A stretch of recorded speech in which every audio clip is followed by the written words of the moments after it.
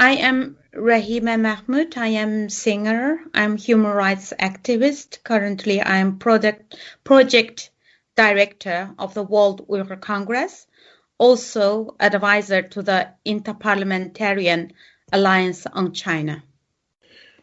How many Uyghur people are there? The population in the Chinese census is about 11.7 million within the region. But we have about 1 million living abroad in Kazakhstan, Kyrgyzstan, and in Turkey. But they're very, very small population in Europe. For example, in the UK, perhaps about 500, including children, and you're born here. Okay, so what is the origin of the Uyghur people? Uyghurs are Turkic. So if you know Uzbek people, we believe we are cousins. The language is very similar to Uzbek and the Turkish. I didn't need to study Turkish. I could communicate with Turkish people. And culturally also very similar to, is more Central Asian and Turkic culture. Religion is Islam, Sunni, similar to the Turkish. You must know the Islam is so widespread and the practice is slightly different from place to place. So Uyghur Muslims are far more closer to the Turkish origin. So culturally, Uyghurs, we are much closer to Istanbul than Beijing. What about geographically, though? Geographically, we are in the heart of the old Silk Road. It's in the Central Asia. The Uyghur region, or I call it East Turkestan. Geographically, if you look at it, it's the mainland China and East Turkestan. You have the long Gobi Desert. Have to travel through Gobi Desert, then you reach the oasis town of Qumul, and that's where the region starts. And in the south, it's bordered with India, Pakistan, Afghanistan, that's the southern part. In the north, where I come from, where closest border is Kazakhstan, and the closest city is Almaty to Volga region. Can you tell me, have the Uyghur people really ever controlled their own destiny? Because in Central Asia, many of the traditional groups of people have been either controlled by one empire or another. Well, yes. If you look at the Uyghur history, Uyghur Empire was during the 8th century. But then again, I'm not going to go into the long history. I'm not a historian.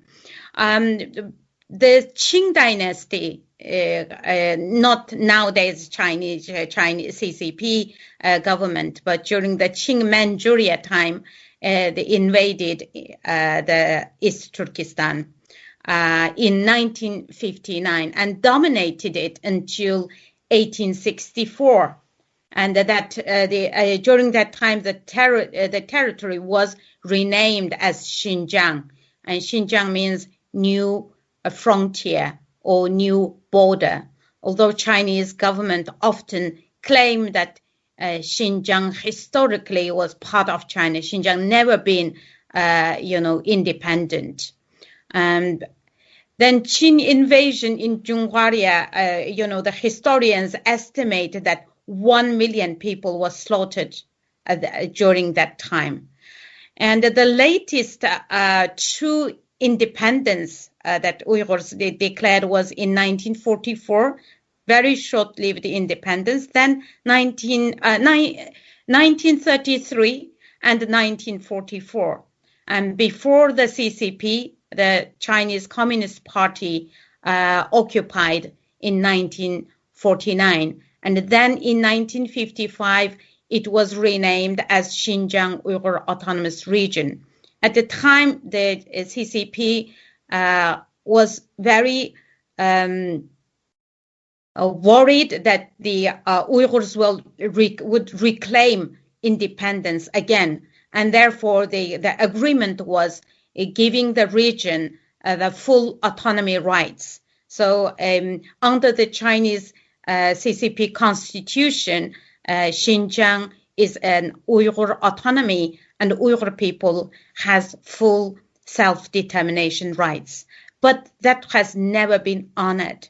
From the 1958, the rightist movement started throughout China, and who suffered the most?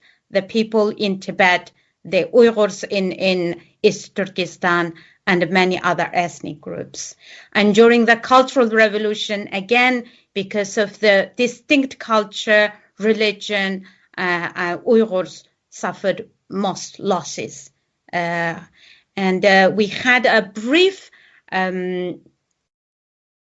freedom. I would say that was a happy time from the early 80s after Mao died. The new leadership branded Cultural Revolution as a mistake. And so during the 80s, the agreement of freedom of religion, culture was implemented. And during that time, the mosques reopened, the culture, Uyghur culture, language started to revive. And then in 1989, the student democratic movement and it ended with June 4th massacre. By the way, I was also one of the students who joined this student democratic movement. I left the square on the 2nd of June, and the massacre happened on the 4th of June. Thousands of Chinese students and some ethnic minority students were killed. And this was a turning point in China. The human rights situation started going back to the Cultural Revolution. And we're now seeing, especially since Xi Jinping took power, the new regulations and laws that implemented in my country since especially 2009, extrajudicial killing, extrajudicial arrest, that gradually took away the rights of the Uyghurs. Now, I know you're quite familiar with the situation over there. Can you tell me what day-to-day life is now like in Xinjiang? Well, at the moment, obviously, I didn't return to my country since I left in 2000. But through my work as an interpreter, translator, working with reporters, interviewing the people who some fled the region, some was released because of they being foreign nationals. And we know since 2009, the region was turned into a police state. At the moment, after I spoke to one of the survivors, Qalbinur Siddiq, who is now living in Holland, and she left in 2019. She taught in 2 different camps, one male camp and one female concentration camps. And she said that there is not much difference when you compare the freedom, whether you are inside camp or outside, because there are checkpoints within 200 meters. And even when you walk into your own community, a neighborhood, there are checkpoints that you have to use your ID card and facial recognition camera and cross and walk into the house, walk into your own neighborhood, and including your own house. They have, for the Uyghurs and other ethnic minorities, had this barcode. So the barcode is connected to the police, this system called Integrated Joint Platform Operation. And what it does is to collect every movement of the Uyghurs, because every 200 meters you have to swipe your card.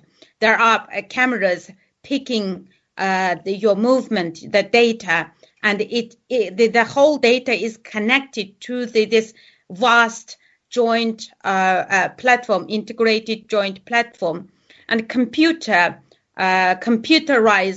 the collection of data. It analyzes your movement and then select after the analyzing this movement, computer automatically select names of the people being dangerous, being suspicious, or being normal. And so red, yellow, and green color. Okay, so how do they decide who's red, yellow, and green, and what does it mean for the people living there?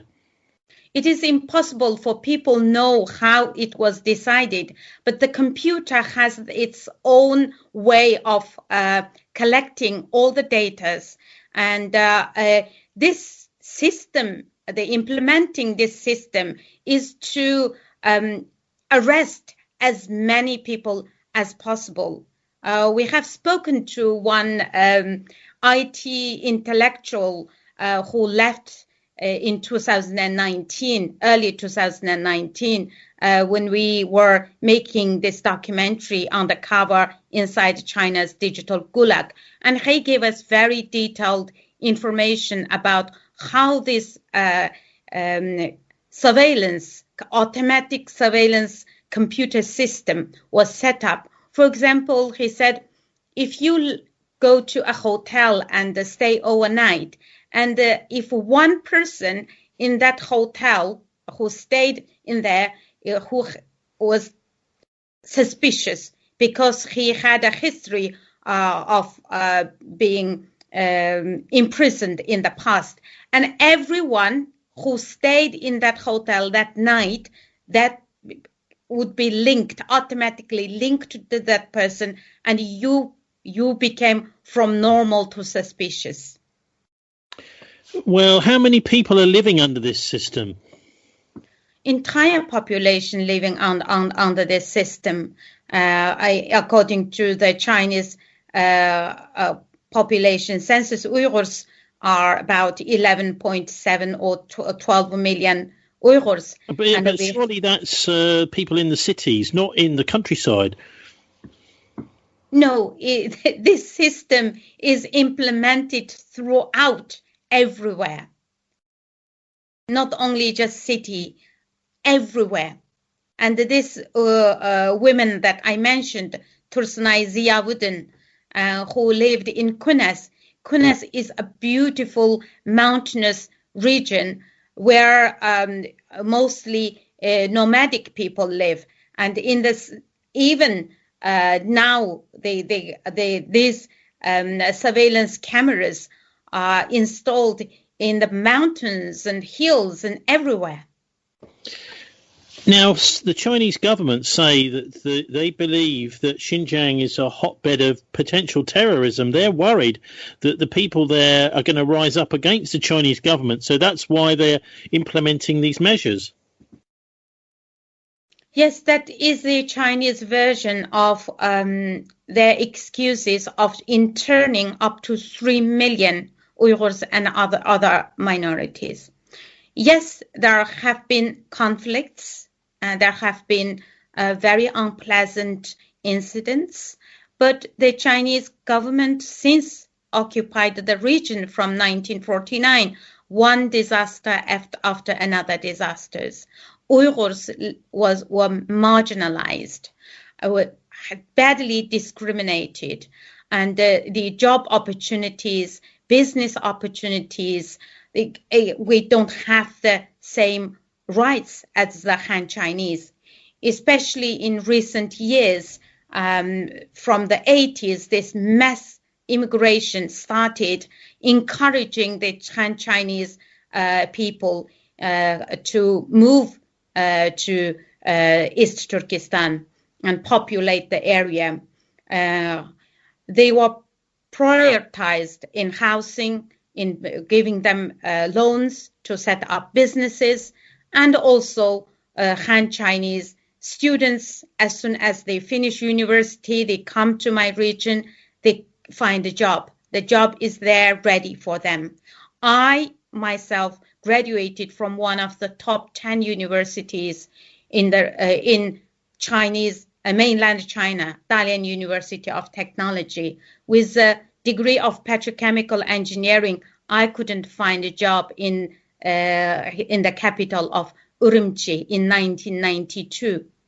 In the end, I had to take a job available in an ethylene plant in Dushanzi, in a petrochemical town. This is the root cause of these conflicts most of the time, because Uyghurs didn't feel they are treated fairly. We became the stranger in our own ancestral land. And of course, I disagree with any violence, because whatever violence happens, then who suffer most is the people, is the Uyghurs. If you go and kill 10 Chinese, you ended up having losing 10,000 people into prisons. And sadly, now China, even if claim there is a terrorist attacks or whatever, but they cannot justify interning 3 million Uyghurs and other Turkic Muslims into these torture camps. The Chinese will say, the Chinese government will say that it's because of these problems that they're having to re-educate people. And actually, they say the camps are really there just to explain to people that the Chinese are in charge, and also that they must swear allegiance to President Xi. He's in charge of the country, and that they must be loyal to him. And you can understand an empire wants its subjects to be loyal to the leader. Yes, that is a dictatorship regime. And they want Uyghurs give up their culture, their religion, their language. And from the survivors of these camps, and this is indoctrination facilities where Uyghurs, as old as 80 years old, forced to recite Xi Jinping thoughts. It's a thought reform returned from during the Cultural Revolution. And if people couldn't recite those lines, the party lines, and they were tortured, they were killed, and the women are being raped and sterilized, forced abortion. And today there is a report about, during the last 2 years, the data showed 50% birth rate decrease. And China is committing genocide against the Uyghur people. And we know now over 1 million children removed from their own families and placed in these facilities, the so-called state-run boarding schools. But these are not boarding schools. These are the children's camps. They are not allowed to have any family members visit them. They're making them become Han Chinese. They are completely detached from who they are. For those who are victims, I know there is one that you've been in touch with, a rape victim. Is it possible to actually get out? She was released because her husband campaigned for her release. Her husband is Kazakh nationality, Kazakhstan, who hold Kazakh passport. Okay, so what's her name? Tursunay Ziyabuddin. Her testimony. So she returned to visit her family with her husband in 2017. because she has been living in Kazakhstan for 5 years. And they returned once. They didn't have any problem. So the second time, they didn't think that they will encounter any problem, because she was working in her husband's clinic. Her husband is a doctor, as a nurse. And after she returned in 2017, and suddenly one day, when she was all walking in the street, police came in and arrested her. And she spent 2 months in this re-education school.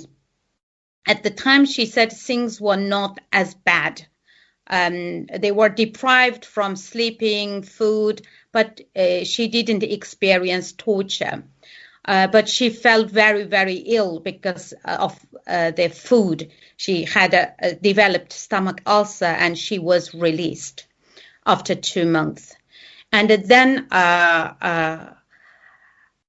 in 2018, and she was arrested again, because when her husband left the country, the government said that you must return after 2 months back to the country.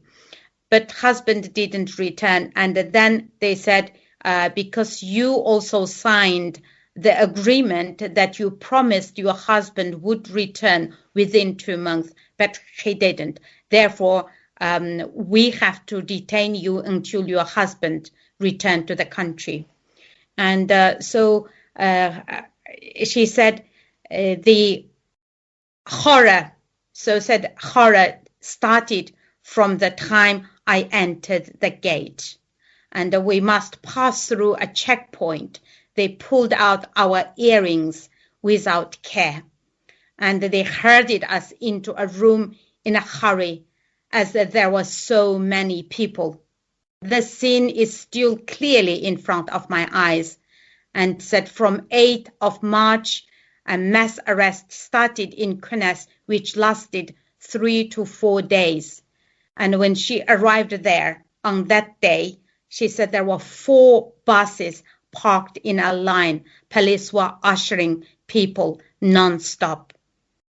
She entered the cell, and she said, I was with 4 or 5 other women. One of them was an elderly lady. I forgot to think about my own fear and suffering. But I was watching her, how she was treated so roughly. And she was stripped to almost naked, because they shouted at her, why did you wear long dress and wear headscarf? But culturally, traditionally, all our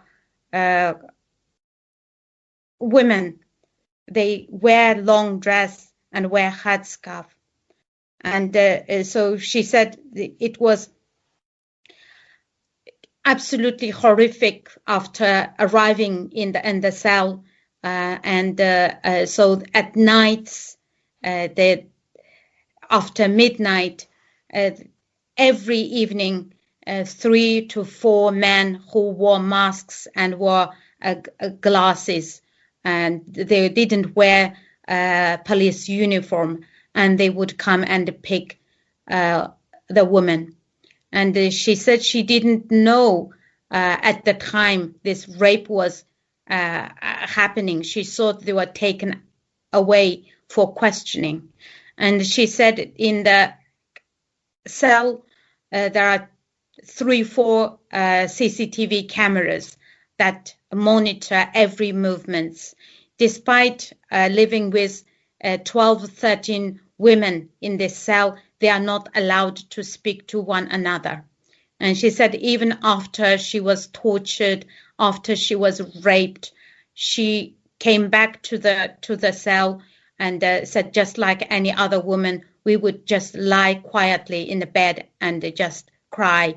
We cannot share what happened to us, because we know if we did tell someone in the cell, immediately we will taken back and then be tortured or raped.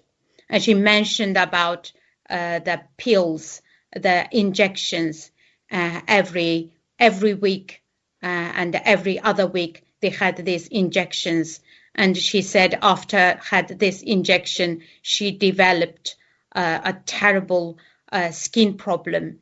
And she said it felt like insects were walking between the flesh and bone and couldn't bear it.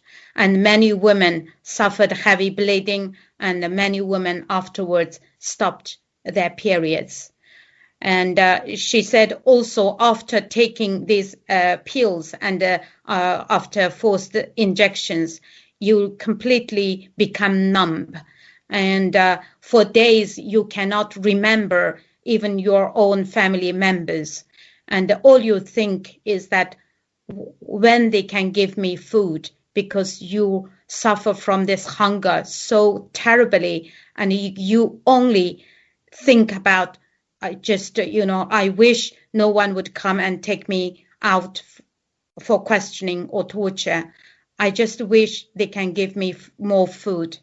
And that is not just the one survivor, Gulzira Ziauddin, and Qalbinur Siddiq, one of the camp teachers who left the region in 2019 after taught in 2 different camps, one male and one female.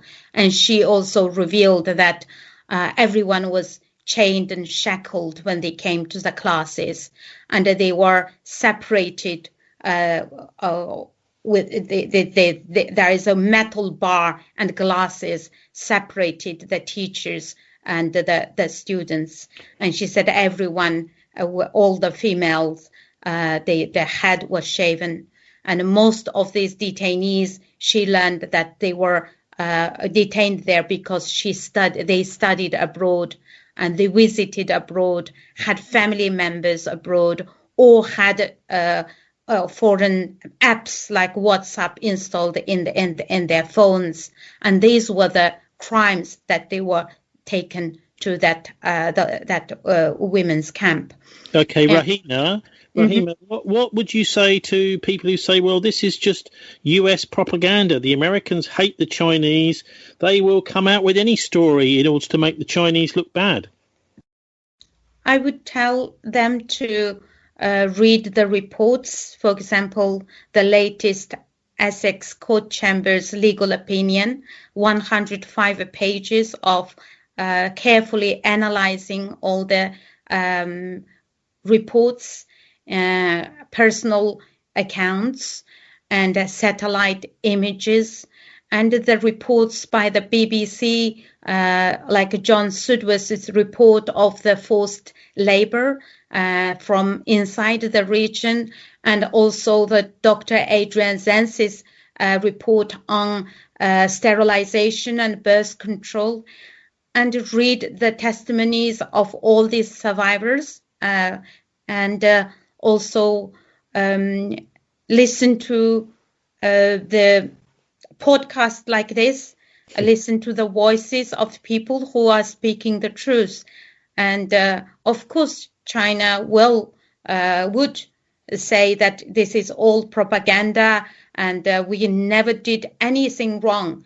But you look back history, in 1989, they killed thousands of students. And you should look at, the tank man, this is a regime, is a brutal, is not just suppressing the Uyghurs, the Tibetans, the Mongols, the suppressing the Chinese, their own people. Also read about the stories about Falun Gong people. And then you will draw your own conclusion whether the China's propaganda is correct or whether we are telling the truth. Now, I mean, we've learned, haven't we, that Muslims in many parts of the world have been persecuted, particularly in the Middle East, like the Palestinians, for example. We've seen in Pakistan, particularly in East Pakistan, horrendous persecution in Afghanistan. What is it? Why is it, do you think, that so many Muslim countries and peoples seem to be under persecution. And I mean, particularly bad in Xinjiang, almost like concentration camps reminiscent of the Jews in Nazi Germany. Absolutely, absolutely. It is very, very sad. I'm not gonna make much comments about other countries because I never lived there and I never studied their history. But I know that most of these countries that you have mentioned is a dictatorship regime. Unlike Western countries, unlike UK. I mean, I can compare how different, the feeling of different life, I lived in my country. I worked there as teacher, and when I came to the UK, and people asked me, "How do you feel?" I said, "I miss my home, but I feel in heaven because I can speak so freely. I don't need to worry about, what I say, what I not to say." But what is happening to my people is the regime, is a foreign regime, the CCP, and persecuting the Uyghurs for centuries. Not the CCP, I mean the Chinese, but CCPs, I would say, for decades, since 1949. But what is happening since 2017 is genocide, because CCP want to re-engineer the whole population. Either you choose to be assimilated to become Han, or you choose a long-term prison or death. And this is what is happening to the Uyghur people. Up to 3 million Uyghurs and other ethnic minorities are locked in these torture camps. And we know children separated, all this situation. There is no justification. There is no justification to separate millions of children from their own parents. Okay, so what is President Xi afraid of? President Xi wants to become the superpower of the world. He made himself to be the president for life. Uyghur region, it's different from the other regions. It's very similar to the Tibet situation, but again, it has its very unique geographical and also its wealth. East Turkistan, the Chinese, they say openly, the resource of black and white gold. Black is the oil, petrochemical, and the natural gas. Taklamakan Desert is the second largest desert in the world, and they found huge resource of natural gas and oil. And cotton industry, and the white gold means cotton. 84% of China's cotton come from the region. 20% of world cotton come from the region. And also because of very special geographic location and the One Belt, One Road, the China dream, which Xi Jinping believed, and that is the way that he can become the superpower on the world stage. And the people from these concentration camps, all of them said this is a party line, and they said in 2035 China will become the world power. Every country will have to listen to China, will have to negotiate with China, and in 2050 there will be one universe and one China. And Xi Jinping considered the region being a trouble the region, and because the stability is the most important for his One Belt, One Road dream. And don't forget, the One Belt, One Road start from the East Turkestan, Kashgar, the heart of the old Silk Road. And the Chinese Communist Party are paranoid. They're paranoid about the so-called independent movement and the terrorists or separatists. These are just an excuse in order to complete control over the region, over its resource, and over its people. Not only the people physically, also their thoughts, their language, what they believe. That has to be the Chinese version, the CCP version. And that is what is happening. So what do you think is the biggest hope for the Uyghur people now? This is a heartbreaking question. I mean, I don't know if there is any immediate solution that, liberate all those suffering in these concentration camps and even the people who are living in their own home and not feel safe. But the hope is, for me, is people. People in the world must wake up. The world promised never again, and it is happening again. But I could see hope from my own campaign when I compared 2 years ago and now, and the people who now understand what is happening, the numbers are increasing. And also, if you watch the parliament debates and the Uyghur issue and the Uyghur genocide is repeatedly debated in the parliament. And we know U.S., the Trump administration declared this as genocide. And only a few days ago, Canadian Parliament overwhelmingly voted 266 against 0, and what is happening in China, what the CCP doing against the Uyghur people are genocide and a crime against humanity. Today, another news from Dutch Parliament, a majority voted that the genocide is taking place. And in this country, we know there has not been really meaningful action, but there are voices from Boris Johnson and Dominic Raab. They're all calling this is unacceptable crimes. But in order for our government to do more, we need a grassroots campaign, more people to join the Stop Uyghur Genocide campaign.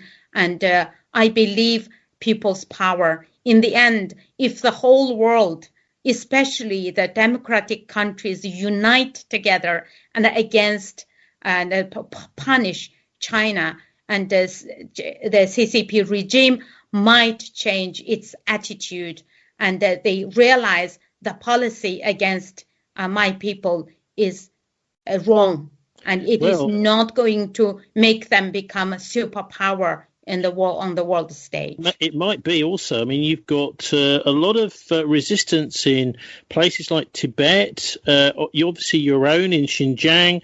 You've also got resistance going on in Hong Kong. Obviously, a lot of this is being driven underground, but I wonder, ultimately, can Beijing, can President Xi keep the whole of China down? Well, this regime is running the country, the entire China, with iron fist and the military. Now this high technology, facial recognition cameras, it is turning the whole China, it started from East Turkistan, the Uyghur region. They gradually, applying this same system throughout China, and you can see you don't hear any decent voices coming from China. Yes, Hong Kong movement, you look at it, Hong Kong last year and this year, they implemented the security law, and now a lot of all the protest organizers are imprisoned, and the world not really doing much to stop this. So, in fact, I believe it has to be the people within China must oppose, the regime.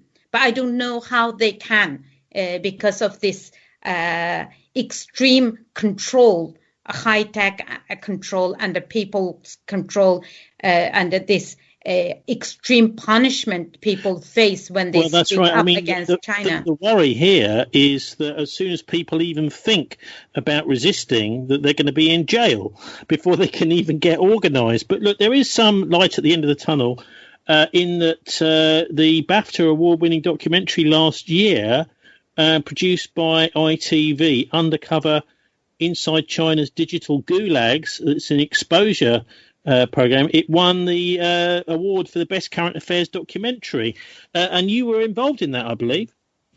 Yes, I worked as a consultant and interpreter translator. It won many awards, and especially after BAFTA, Robin Banwell, the producer, wrote me a very emotional message. He said, "We won this at the back of the suffering of your people." And it also won Amy and many other major awards. I know this is the recognition of, what is happening is true, and especially the high-tech control, which is new. I often say that if Holocaust is the first industrial genocide, then we Uyghurs are facing the first high-tech genocide. Now, at that documentary, you can't get it for love nor money. You can't find it on the internet or on the ITV player. But I understand that there is another documentary which is basically the same thing, only a little bit more developed, which was released in the United States, which we can watch. Yes, it is called Undercover China, and you can find on YouTube. Nothing much changed from the very first version, and the second version we updated. Because the first version was released in 2019, and then the second version was 2020. So we managed to interview the people who appeared in the original documentary and asked them the development, whether they have managed to get hold of their families. And so we had some new information added, updated in that the documentary. So you wouldn't be disappointed, although the original version is not available, but PBS version is almost the same. So I would really recommend people to watch that documentary. And the most success of that documentary is, we managed to get a undercover reporter, cameraman, a Chinese person, to go there, and he traveled the region, went all the way to Kashgar, and managed to speak to Chinese officials and two Chinese officials without knowing, speaking to the undercover reporter. And he said, Uyghurs don't have human rights. It's not about violating their human rights. They just don't have human rights. And another Chinese official, while drinking beer in the bar, and he said, we need to build a lot of mental hospitals, because when these people released from these camps, they need to go to a mental hospital there, because they are not normal. When they come out, they are not going to be normal. And this is all in that documentary. Okay, so and look, that is a CCP official telling the reporter without knowing that they were speaking. That's right. The only way you're going to get information out is with journalistic stings like that. Let's hope there's many, many more of them.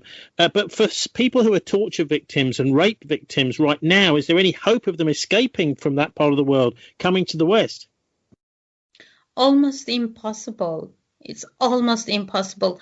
We have about 9 at the moment that I know who were locked up in these camps and released. Each person's situation was very, very unique.